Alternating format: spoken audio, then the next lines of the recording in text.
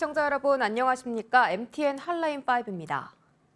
가파른 금리 인상으로 시작된 자금시장의 경색 분위기는 레고랜드 부동산 PF 사태가 기름을 부으며 악화 일로를 걷고 있습니다.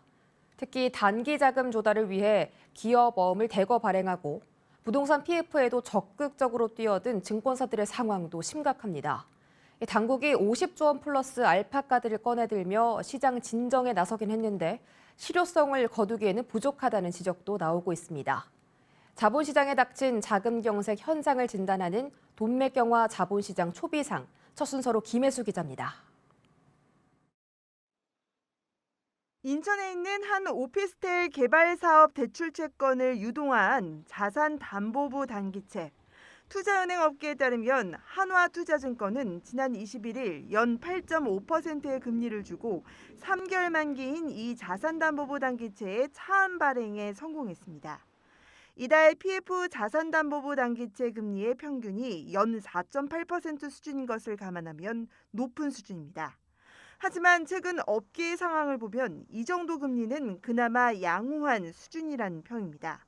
차환 발행을 위해 10% 후반의 금리를 감수하는 증권사가 적지 않은데 그야말로 부르는 게 금리인 상황이 되기 때문입니다.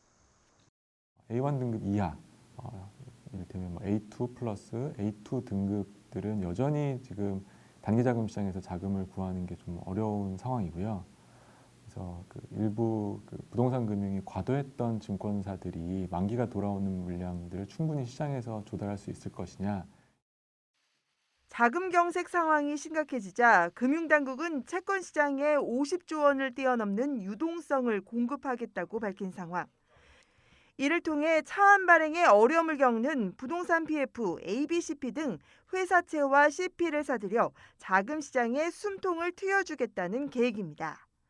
특히 최근 레고랜드발 PF 사태까지 겪으며 자금 조달이 더 힘들어진 증권사들은 일단 한숨을 돌리게 됐습니다.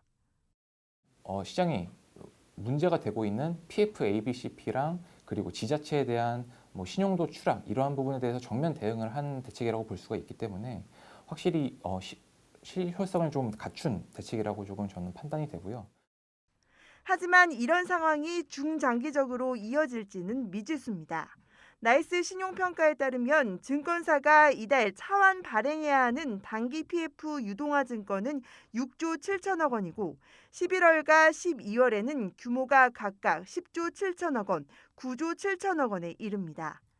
내년 1월에서 2월에도 약 19조 원의 차환 발행 물량이 몰려있는 상태입니다. 이 때문에 시장에선 한국은행의 무제한 환매 조건부 채권 매입과 함께 기업 유동성 지원 기구 등 특단의 대책을 내놓을 필요가 있다고 목소리를 내고 있습니다. 머니투데이 방송 김혜수입니다.